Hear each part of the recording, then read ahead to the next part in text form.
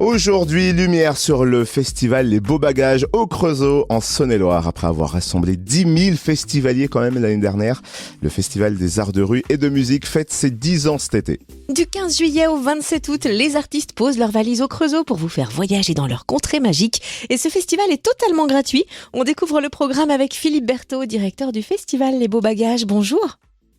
Bonjour. Dans quel état d'esprit a été créé ce festival il y a 10 ans et quel est son concept ? Alors, ce festival a été créé effectivement il y a 10 ans, avant tout pour penser à ceux qui ne partaient pas en vacances, de réaliser une continuité un petit peu de programmation avec l'année scolaire.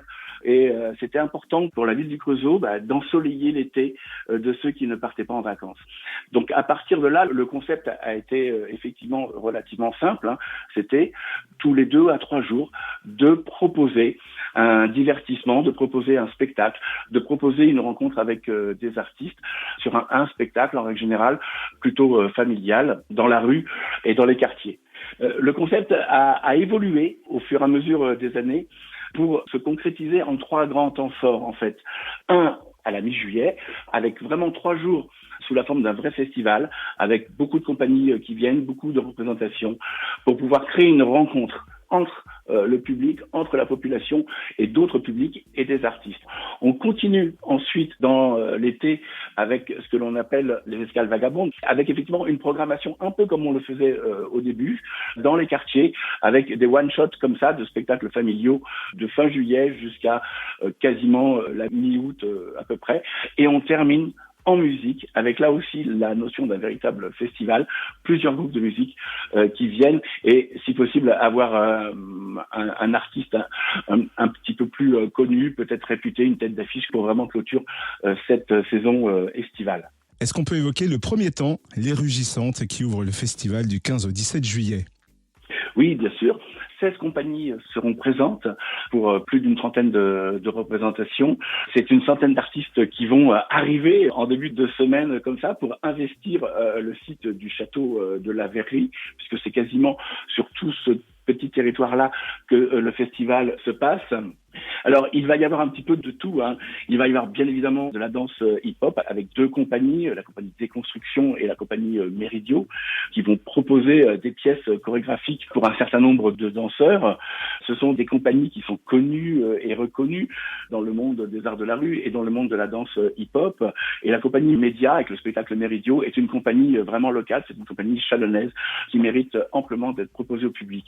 Mais il y aura aussi du cirque contemporain, bien évidemment, de la magie, des spectacles de curiosité, un spectacle de cascade à mini-moto, des spectacles pour des acrobates danseurs, de la danse aérienne sur quadrisse, un duo de circassiens qui pratiquent les portées et les contentions aussi, du clown musical et chorégraphié, bien sûr, et puis du cirque chorégraphique aussi, avec notamment la compagnie Kiai, qui clôturera le festival le dimanche soir avec un très très beau spectacle des acrobates qui travaillent en fait sur des trampolines et qui ont tout un spectacle qui s'appelle Pulse et qui correspond en fait à un véritable ballet aérien.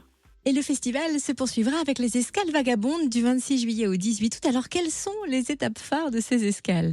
On reprend le même principe effectivement que sur les Régissantes, avec des spectacles très très familiaux qui auront lieu les mardis du 26 juillet jusqu'au mardi 16 août en fait, avec des spectacles vraiment ouverts pour tous qui auront lieu dans les quartiers.